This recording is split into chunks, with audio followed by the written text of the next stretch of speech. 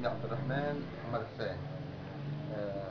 عندي دكان صغير هيك. من البيضة من البيضة، سوريا، نعم من البانياس. عندي دكان صغير هون. كنت بالدكان سمعت رصاص من فوق جاي. بجا من اخوي حمل لي خدني على البيت لجوا على بيت اهلي. انا عشت بغرفتي اللي حوالي هون. ما جيت لليوم يعني على الغرفة. جيت لهون لاني هذا الوضع اللي شايفه. يعني مجرد تخريب ما اكثر هيك يعني. التخريب ليك مكسور البلور، كسرين ليك وليك والكرسي شيل حليها بالارض كسرين. هذا الكرسي لك تمشي عليه لانك انت يعني الله يعافيك تقدمي من السعدي هذا. يعني هو جايك تبرع يعني. تبرع وهذا البزو كسروا لك اياه. كسروا لي اياه يعني او فوق ال 10000 ليره هذا يمكن. يعني لمجرد الاذى انت ما عندك شيء. والله ما عنديش.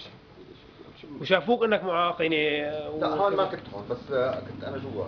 بيت على غرفتي لهون. بس كسروا ومشوا. كسروا ومشوا. يلا بس الحمد لله على السلامة. الحمد لله على السلامة. 2700 كانوا حتى تحت. اخذوه. الله يعوضك يا اخي. يعوض الله ما مشكلة. الحمد لله. الحمد لله هيك ولا غيره.